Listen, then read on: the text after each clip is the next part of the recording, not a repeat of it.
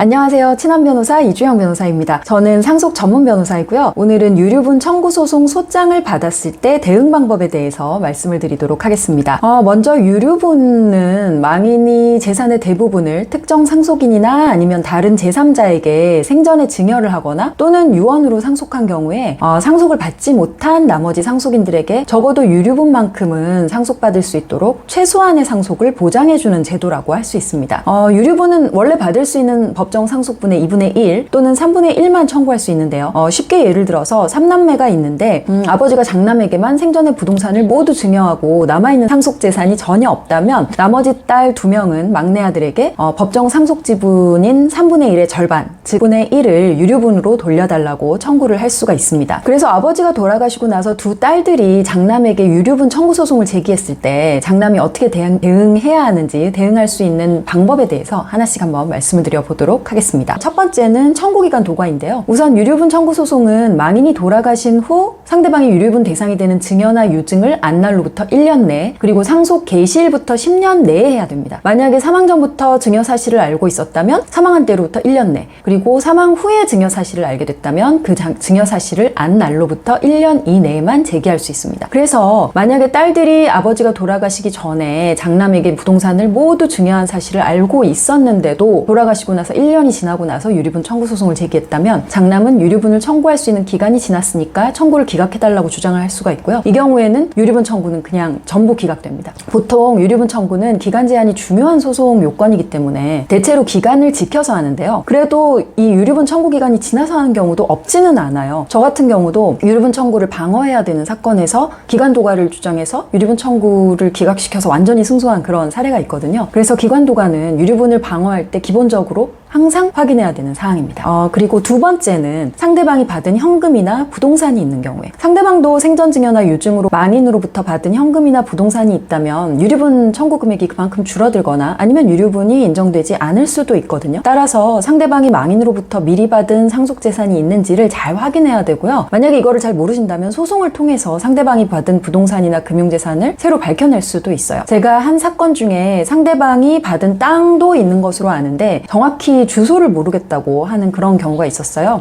그 경우에 법원에 사실조회 신청을 해서 상대방이 현재 소유하고 있는 부동산하고 과거에 소유했던 부동산까지 전부 조회를 했더니 증여받은 재산이 나왔고요. 현금의 경우도 망인 계좌하고 상대방 계좌 조회를 하면 대부분 밝힐 수가 있거든요. 이렇게 상대방이 받은 특별 수익을 제대로 밝혀내면 유류분 청구 금액을 줄일 수가 있습니다. 세 번째로는 상대방이 유류분이나 상속 재산을 포기하는 약정이나 각서를 쓴 경우에 이것을 이유로 상대방 유류분 주장을 할 수 없다라고 주장할 수가 있는지, 그게 문제인데요.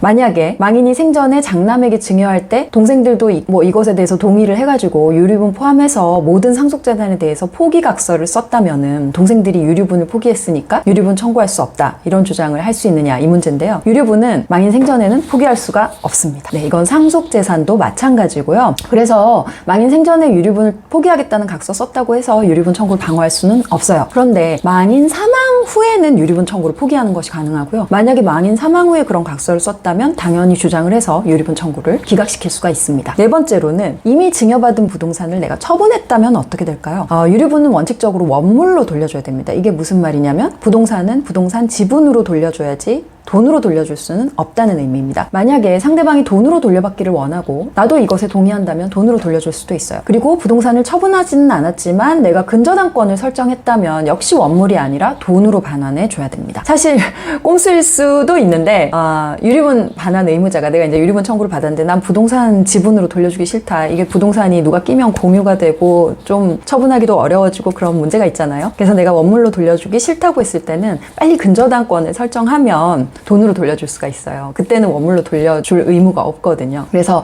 그런 경우 이제 빨리 근저당권을 설정하는 게 이제 방법이 될 수 있는데요. 반대로 이제 상대방 유류분 반환을 청구하는 입장에서는 빨리 유류분 그 대상 부동산에 대해서 처분을 할 수 없도록 가처분을 해놓는 게 방법이 될 수 있겠죠. 아무튼 그래서 증여받은 부동산을 이미 처분했다면 원물로는 돌려줄 수가 없고 이제 돈으로 돌려줘야 되는데요. 이때 돌려줘야 되는 금액을 어떻게 어떻게 정하느냐, 이것과 관련해서 과거에는 판례가 망인이 돌아가셨을 때 가액을 기준으로 돌려줘야 된다고 했습니다. 예컨대 나는 부동산이 1억일 때 팔았는데 망인 사망 시에 3억이 되었으면 3억을 기준으로 돌려줘야 된다는 거예요. 유류분을 반환하는 입장에서 굉장히 억울하고 좀 곤란한 그런 상황이 되는 건데요. 그런데 최근에 2023년에 판례가 변경이 돼서 해당 부동산 현재 가액을 기준으로 유류분 산정하는 것이 아니라 처분 가액, 즉 3억이 아닌 1억을 기준으로 해라, 이런 식으로 판례가 변경이 됐거든요. 그래서 더 이상은 그런 부분은 걱정할 필요가 없을 것 같고요. 그리고 5번째로, 증여받은 부동산을 내가 다시 아들이나 부인한테 증여를 했다. 그러면 안 돌려줘도 되냐? 그런 건 아니에요. 장남이 증여받은 부동산을 다시 다른 사람에게 양도를 하거나 증여를 했을 때는 이 양수인이 유류분 권리자를 해함을 알았다고 하면 그 양수인한테 원물이나 가액으로 돌려달라고 할 수가 있거든요. 그래서 증여받은 재산을 부인이나 아들한테 다시 증여할 경우에는 부인이나 아들이 유류분 반환 의무를 부담할 수가 있어요. 그리고 6번째, 기여분을 주장해서 유류분 청구를 막을 수 있을까? 예를 들어서 장남이 부모님을 20년간 모시고 병관을 하고 부모님께 기여한 것이 내가 많은데 유류분 반환을 꼭 해야 되느냐? 원칙적으로는 안 됩니다. 그런 기여분 주장은 안 돼요. 판례는 기여분하고 유류분은 완전히 별개로 보고 있고요. 그래서 유류분 청구하는 데서 내가 기여분 있다고 주장해서 유류분 청구를 막을 수는 없습니다. 그런데 기여분을 주장하는 것이 아니라 특별수익에서 제외하는 방법으로 반환해야 되는 유류분 가액을 줄일 수가 있어요. 이게 무슨 말이냐면, 장남이 망인에게 특별한 부양을 했거나 망인 재산 유지 증가에 특별히 기여를 했는데 망인이 이에 대한 대가로 부동산이나 현금을 증여한 경우에 이것은 기여에 대한 대가이기 때문에 특별수익이 아니라는 주장입니다. 최근 대법원 판결에서는 107세의 나이로 사망할 때까지 34년 동안 망인과 살면서 부양하고 그 전에 보증채무를, 망인 보증채무를 갚아준 원고에게 망인이 정말 고생 많았다, 이건 진짜 내가 너한테 고마워서 주는 거고 다른 자녀들은 아무 말 하지 말아라, 이렇게 하고 토지를 증여했어요. 근데 이제 나머지 자녀들이 유류분 반환 청구 소송을 제기한 거죠. 이 판결에서 판례는 이거는 특별한 그 기여에 대한 대가지 이것을 특별수익으로 볼 수는 없다, 그렇게 봐서 그 상대방들의 유류분 청구를 기각했습니다.